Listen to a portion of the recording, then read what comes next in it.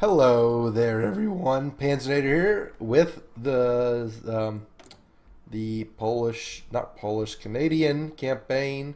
Let's carpet bomb Poland. That'll show them. Poland's not gonna, yeah, because the Soviets aren't gonna go. That they do own that part of Poland. So let's just see what happens. Day and night. What about just night? Just at night. No, let's do both. Let's do both. Okay, we could use some fighter support up here. Let's move the fighters to. Let's move the fighters to Brandenburg and Western Poland. There we go. Let's help. Send in the Canadian fighters to shoot down their support planes. Let's just try and help as much as we can. You know, it is a war going on. Oh, I think Yugoslavia's getting wrecked. That's where the might of the Soviet army is. All right, dude, when do you get there? You get there in about a month. Roger that. Airplanes. They're just following my bombers around, aren't they? They are. Ukraine. They don't give a shit about Ukraine, do they? They probably do. I don't know. All I know is I'm losing strategic bombers at an unsustainable rate. We have more factories. Let's get some more oil. Maybe the British will trade for it and help us out. No, let's stop them. Let's stop the bombers because we are at a shortage now. Yep, so we need to get some of those back. And we're trading a lot of them to the British. So they have huge air force. What about our fighters? How are our fighters doing? Fighter stockpiles. We have a lot of fighters. The Soviet Union annexes Tanatuva. Tana what? You see, I always love that. Sevastopol. Can we use any of these air bases, please? Apparently not. So let's use this one. Let's add some Spitfighters. Can we use the Spitfighters in like the Spitfires in like the Baltic states? I don't know. How about these guys?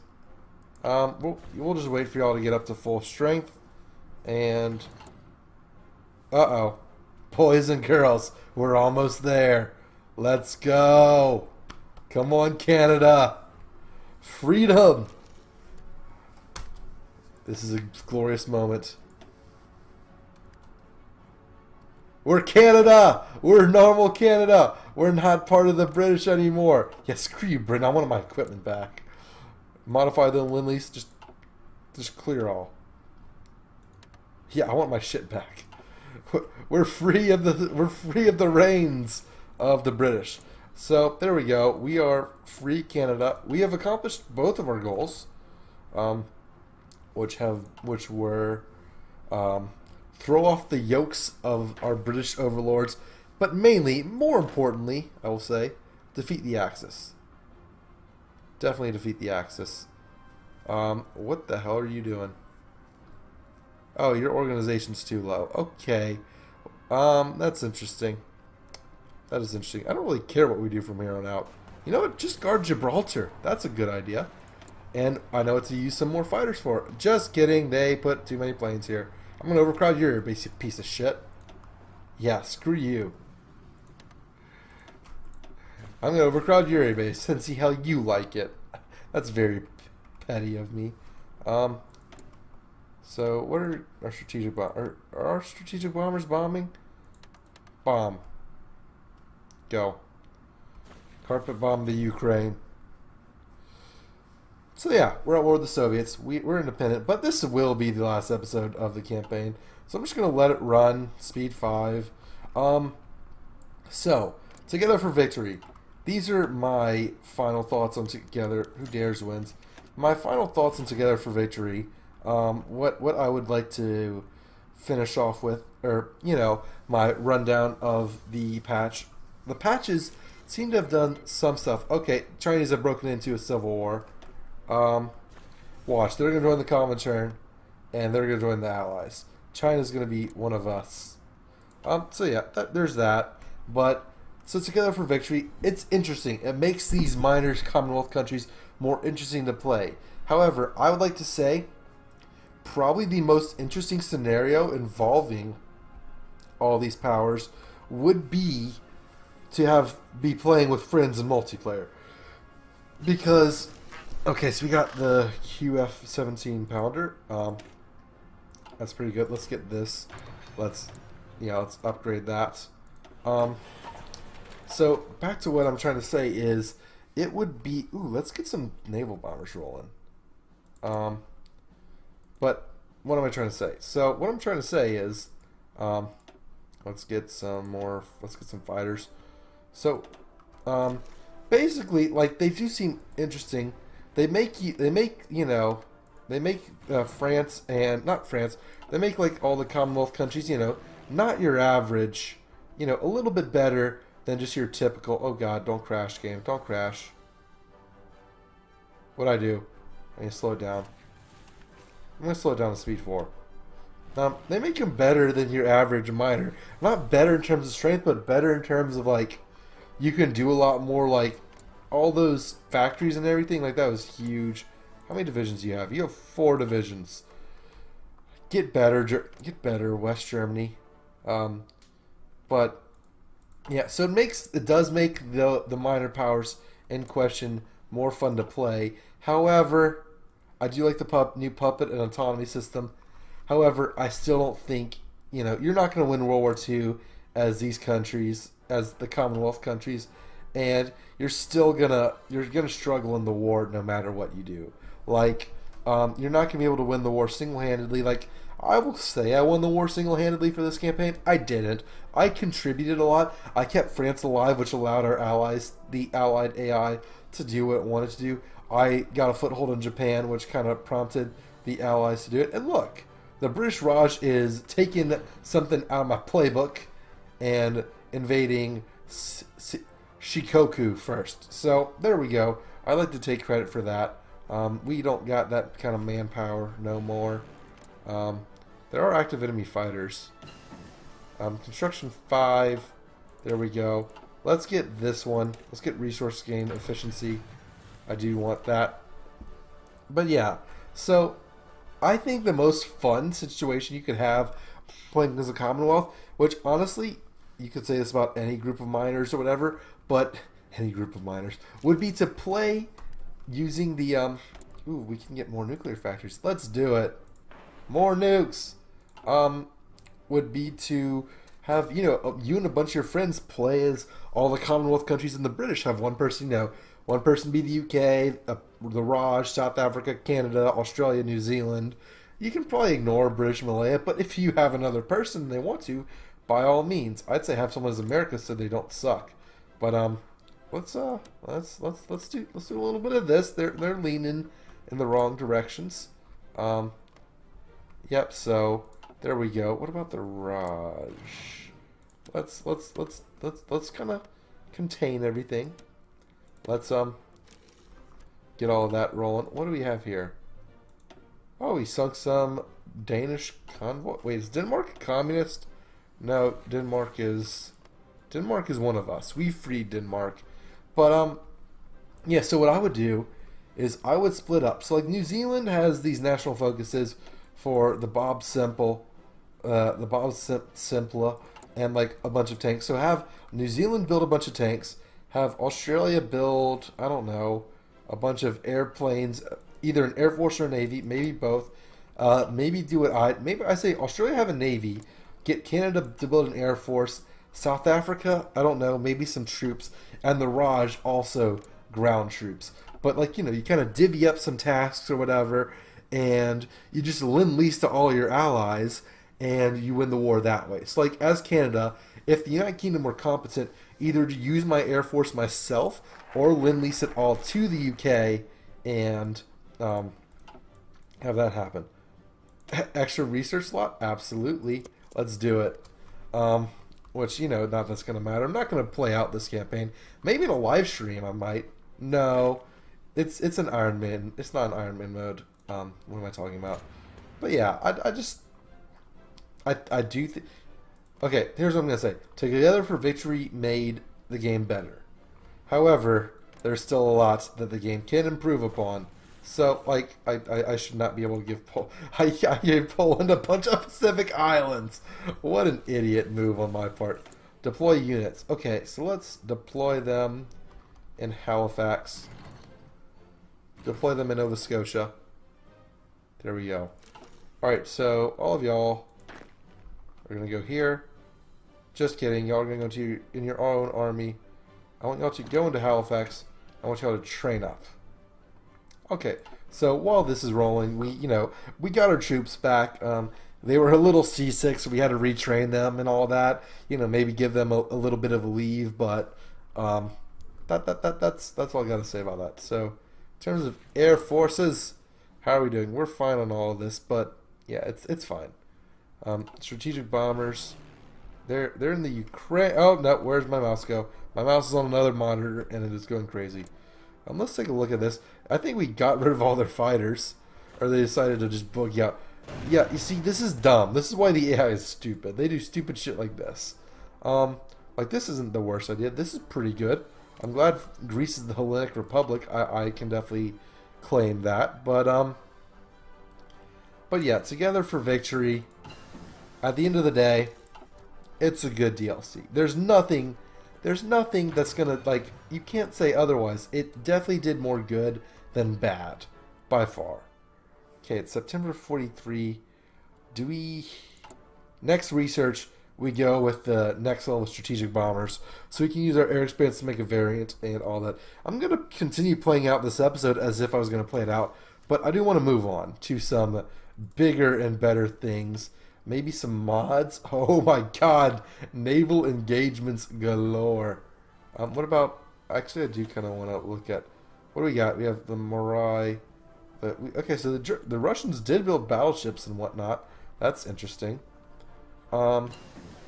Excavation 5. Okay, let's start researching these bombers. The Avro Lincoln. There we go. So we can use air expanse on them. I wish there was a notification, but then again, I kind of noticed anyway. Like, are there more bomber things I can get? Probably not. But, so Together for Victory, moving on. AI improvements, always what I want from Hearts of Iron 4. Not in terms of UI. Like, if things I think need the most improvement are this screen, because this screen's awful. This screen, and mostly all the air interfaces, like choosing the bombers. Like, look, all like the different types of strategic bombers I have, like, this is just dumb. I hate, like, just have one for naval bombers, strategic bombers, all the different types of planes, and then in the air wing you can make it, like, use, like, let's go to one of our other bombers. Use, like, this feature to choose whether they get the new ones or the old ones. Make that more pronounced. Also, so let's go to the naval map mode. So I have my submarines, and I want them to hold. And if I want to assign them, actually we can kind of reach everywhere. Where is somewhere we can't reach? Okay, submarines can kind of reach everywhere, so it's not exactly the same thing. Let's continue with that. Where are the destroyers? The destroyers are going to have a limited range. Alright, these two. So, okay, so you see how it shows, like, batches of red wherever it can't happen. This is necessary. They need something like this for the air map mode. Because say I want to deploy my Air Force. Say I want to deploy some, I don't know, say strategic bombers could frickin' bomb the sea.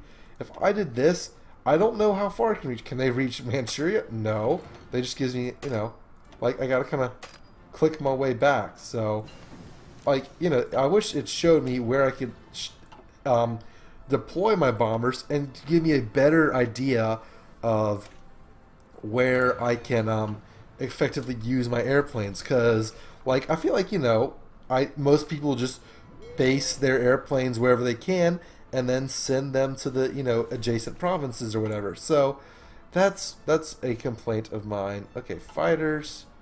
Let's move you to here and here. I want y'all in the Alpine region. So yeah, I wish that was fixed, but the production thing is a big one. What? Air wings with no emissions. Yeah, no, you were a joke, by the way. Oh my god. Like, you see, they show you, like, this weather stuff. They show you weather and they show you radar. Is this radar? I think that's radar. I don't know. Yeah, okay, it is radar. But there's nothing that like helps with range. We shot down the bear. We shot down a or who shot him down? I don't know. I think one of our bomber aces, because our bomber pilots are our strategic bombers now aces. Our fighters, we have handsome Elliots and easy kill Stanley. Yeah, easy kill. That's funny. Oh, we got we got the devil. Who's the devil? So we are getting aces. That's kind of cool. But yeah, so I feel like Hearts of Iron does need things. I feel like the biggest one is this one because, like, if you're not a minor power with only 28 military factories, like, it just gets insane. And I don't think you should ever have multiple lines. I think you should have screens like this, and instead of this nonsense, you have like a clicker, like a clicker where you can kind of like in the construction screen, like this plus or minus like thing where you can assign the number of factories to each type of equipment, and just go from there. So, and maybe even a screen where it would like maybe it wouldn't ask you to Yugoslavia capitulate. That's not good. Maybe have something where it doesn't tell you to assign factories that are destroyed or bombed or any of that. But just small things like that. So mainly most of the things I want changed are UI related. I mean, the AI, I wish they did respect air-based limits and actually design good divisions. Like, can we look at the British divisions? Probably not anymore since we're not in the Commonwealth. But like, can we let's mouse over these guys. Okay, so that's just a bunch of different types of units, but like, let's just look at these guys. 6-1. Okay, I wish the AI were programmed to be a little bit better, but hey, it's whatever. It's whatever. It's not that big of a deal. It's just it makes the thing is So here's the thing with the game. One of the things with the games. I know I keep saying this and keep coming up with new ideas, but part of what this game needs is minor powers need to be playable. I'm not saying I want you to play as freaking Ethiopia and change the course of World War II, but you need the minor powers you need them to be at least fun enough. And you know what? Canada was fun enough. However, I had to know exactly what was going to happen, prepare to basically save France's ass, make up for things like abandoning the Maginot Line and stuff like that. So as New Zealand or Australia, I probably couldn't have been able to affect the war. Like, Praetorian Hijinks' campaign, he's in, 40 or 50 episodes. Then, okay, let's do Polymer Corporation. And for research, we're going to pick, we're doing air doctrine, we're researching that. We're going to pick rockets. Or, no, we're going to pick flexible line. So, yeah. So that's my timer. That is the end of this episode. That's the end of this series. I hope you enjoy this series. I do like Together for Victory. I know a lot of people are whining on Reddit. Like, when the new Sabaton soundtrack pack came out, people were like, hey, well, you just listen to Spotify, blah, blah, blah. I'm like, look, I like buying DLC. Like, I like having the music in-game mixed in with all these other tunes. And I also like supporting Paradox because this game's amazing for what it is. Like, is it perfect? Not even close. It's a very flawed game. But it's a lot of fun, a lot more fun than I've had with games in a while. It's another craving for my strategy fix that isn't Civ. So that is the end of this Canadian series. Look, I wish there were a way to get this what's this location called? Labrador and Newfoundland. I wish I could get these back. But anyways, that's enough for this episode. That's enough for this series. Thank you all so much for watching. I want to salute my Canadian viewers. I had a lot of fun playing as your country. It would make a great batch of states. That's hilarious. That's awful. Anyways, thanks so much for watching. This is Panzernator signing out. Later, y'all.